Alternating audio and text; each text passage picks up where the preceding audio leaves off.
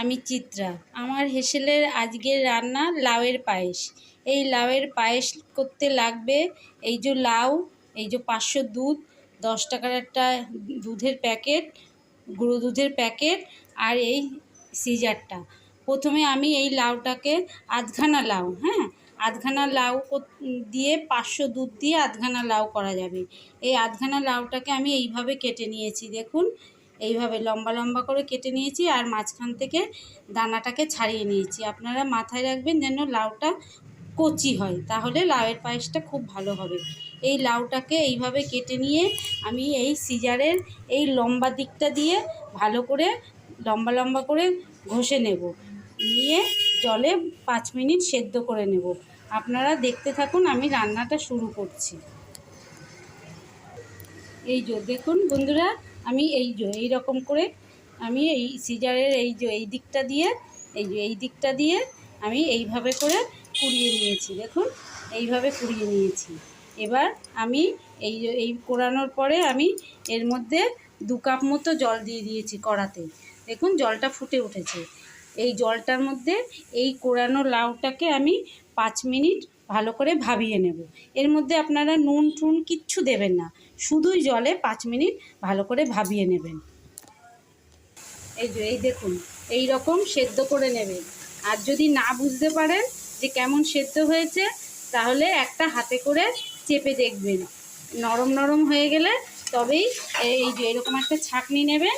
তা আপনাদের বাড়িতে অন্য কিছু থাকলেও তাতে করে ভালো করে ওই লাউয়ের জলটাকে ঝরিয়ে নিতে হবে, একদম শুকনো করে, তাহলেই পায়েসটা ভালো হবে। ভালো করে জল ঝরে গেছে একদম সুন্দরভাবে।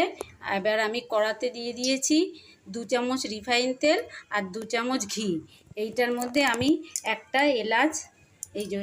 এলাচ দিয়ে দিলাম। এবার এলাচটা দিয়ে এবার এই যে জল ঝরিয়ে রেখেছি এই লাউটা এই ঘি আর রিফাইন তেলের মধ্যে দিয়ে দেবো, দিয়ে 2 মিনিট মতো একটু নেড়ে নেব। এই দেখুন এই রকমভাবে 2 মিনিট আমি নেড়ে নিয়েছি। এবার এই দুধটাকে, এই 500 দুধটাকে আমি এই কড়ার মধ্যে আস্তে আস্তে দিয়ে দেব।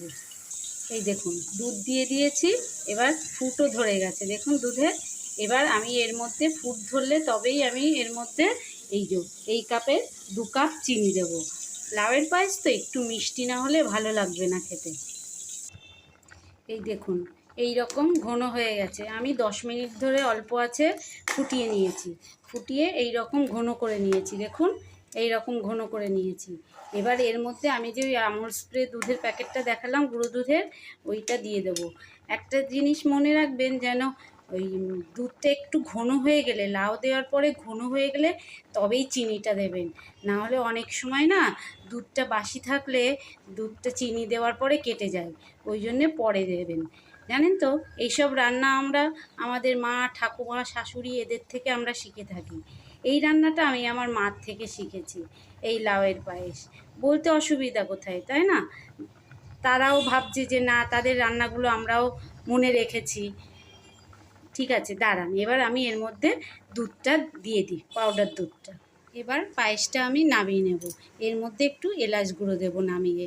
অনেকের বাড়িতে ঠাকুরকে ভোগ দিতে চান পায়েসের, কিন্তু অনেকে চালের পায়েস দেওয়া যায় না, ওই জন্যে এই লাউয়ের পায়েসটা আপনারা দিতে পারেন।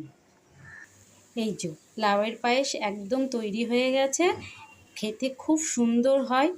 আপনাদের আমার রান্নাটা যদি ভালো লেগে থাকে তাহলে আপনারা করে খাবেন, আর অবশ্যই আমাকে জানাবেন কেমন খেলেন।